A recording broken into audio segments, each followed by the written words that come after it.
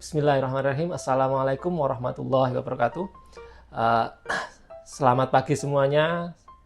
Bagaimana kabarnya? Semoga kita senantiasa dalam keadaan sehat walafiat. Pagi hari ini kita akan belajar tentang salah satu teknik menerjemahkan, yaitu yang dikenal dengan lexical equivalence. Nah, apa sih lexical equivalence itu? Lexical equivalence is the equivalence of the closest meaning between the source language and the target language of the word used in the context. Jadi lexical equivalence adalah kesamaan makna yang paling mendekati antara kata di bahasa sumber dan kata di bahasa asing sesuai dengan konteks penggunaannya. Jadi kata kuncinya di sini adalah sangat mendekati antara kata sumber dan kata sasaran, tapi tetap sesuai dengan konteks penggunaannya. Untuk lebih jelasnya, mari kita lihat contoh ini ya. My father buys me a car. Nah, ayah saya membelikan mobil untuk saya. Nah, di sini yang saya tandai merah ini adalah kata car, yang artinya adalah mobil. Nah, semisal kita ganti car ini dengan sepeda misalnya, tentu akan salah. Karena apa? Ini tidak dekat dengan source language-nya atau bahasa sumbernya. Kalau yang paling mendekati atau paling benar untuk car adalah mobil tentunya. Kalau kita ganti pesawat bagaimana? Ya malah lebih jauh lagi, karena tidak mungkin car itu pesawat. Nah, sehingga semisal kita ngomong ke teman saya, my father buys me a car, ya berarti kita menerjemahkannya harus ayah saya membelikan saya mobil. Kalau kita menerjemahkannya tidak sebagai mobil, otomatis pembaca akan salah menangkap pesan kita bahwa yang sebenarnya dimaksud adalah mobil, bukan sepeda, bukan pesawat misalnya. Itu ya yang disebut dengan lexical equivalence. Nah, contoh satu lagi. I have a new bike. Nah, yang saya tandai di sini adalah bike, yang saya tanda merah. Nah, terjemahannya yang benar adalah saya memiliki sepeda baru. Karena apa? Ya, bike itu sepeda. Bagaimana kalau sepeda motor misalnya? Tentu salah, karena apa? Bike itu beda dengan bicycle atau motorcycle. Maaf saya beda dengan motorcycle. Kalau motorcycle jelas sepeda motor. Nah, bike itu ya sepeda atau bicycle itu sama. Nah, di sini artinya kita memilih kata untuk kata bike yang itu sangat dekat dengan memang benar bahwa bike ini adalah terjemahnya sebagai sepeda, bukan sepeda motor. Begitu ya. Jadi nanti jangan sampai kita sebagai penerjemah itu salah dalam memilih teks yang paling dekat dan tepat sasaran untuk teks yang sedang kita terjemahkan. Nah, setelah kita mengetahui tentang definisi dari lexical equivalence, sekarang kita belajar tentang apa sih jenis-jenis dari lexical equivalence itu. Yang pertama, lexical equivalence memiliki jenis yang pertama adalah total equivalence. Nah, total equivalence is equivalence when the text has an unambiguous or clear meaning. Artinya, kesepadanan leksikal total adalah kesepadanan ketika teks memiliki makna yang tidak ambigu atau yang jelas, yang tidak ambigu. Seperti yang contoh kita bahas sebelumnya itu benar-benar tidak ambigu.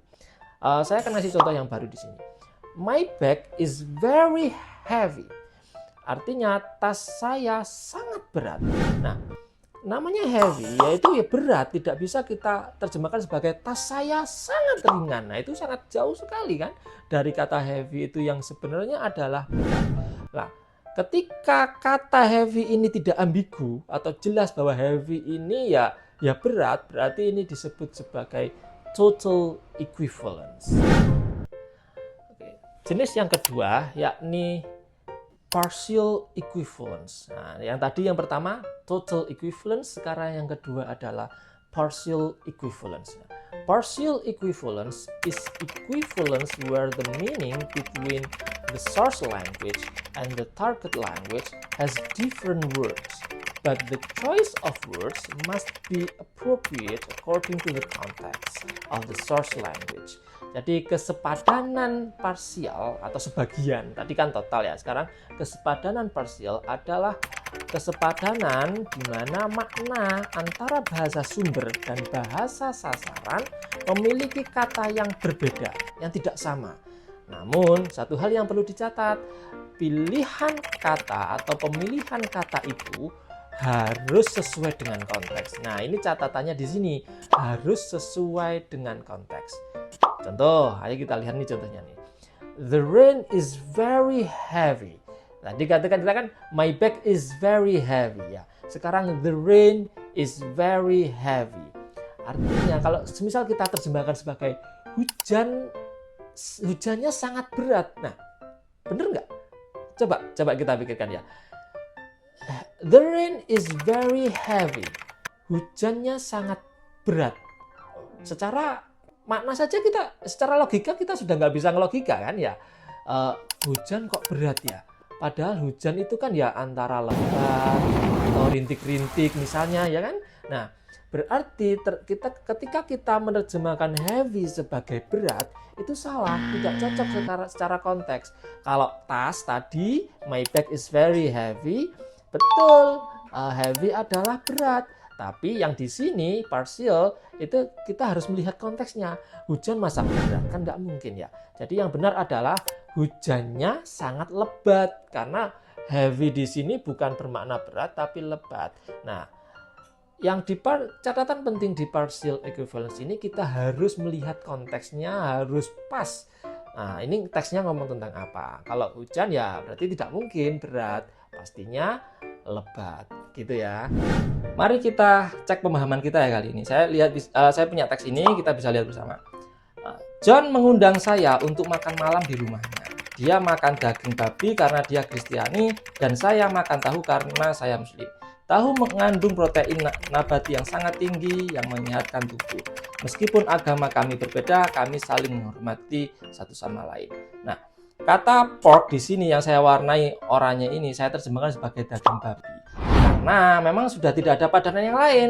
Jika saya terjemahkan sebagai daging ayam pasti sangat salah. Nah, karena maknanya sudah jelas dan tidak ambigu sebagai daging babi, maka ini masuk dalam kategori total equivalence. Dan yang kedua, di sini saya punya ada kata plant-based protein. Nah, ini saya terjemahkan sebagai protein nabati. Tidak bisa saya terjemahkan sebagai protein hewani karena sudah pasti akan salah.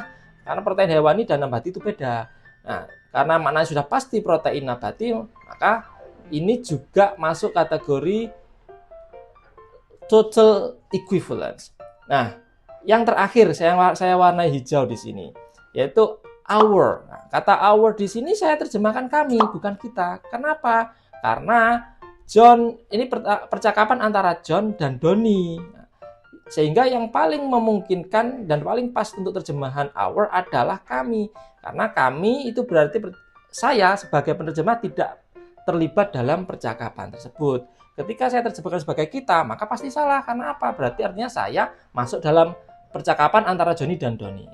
Nah, karena ini yang cocok adalah kami, maka ini masuk dalam kategori partial equivalence. Oke, sudah paham ya teman-teman?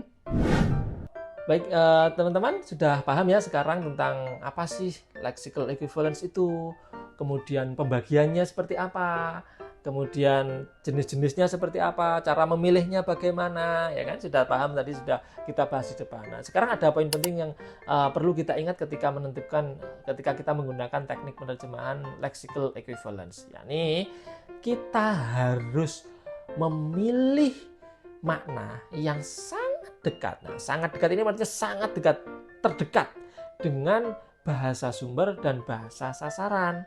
Tapi satu hal lagi yang perlu diingat, yakni harus sesuai dengan konteksnya, gitu ya. Harus sesuai dengan konteks penggunaannya. Baik teman-teman, sekarang sudah jelas ya tentang apa sih lexical equivalence itu, definisinya tadi kita sudah bahas, kemudian jenis-jenisnya kita juga sudah bahas, kemudian cara memilihnya juga bagaimana kita tadi sudah bahas. Nah, dan juga poin pentingnya tadi juga kita sudah bahas juga. Sampai ketemu lagi di materi yang selanjutnya. Assalamualaikum warahmatullahi wabarakatuh.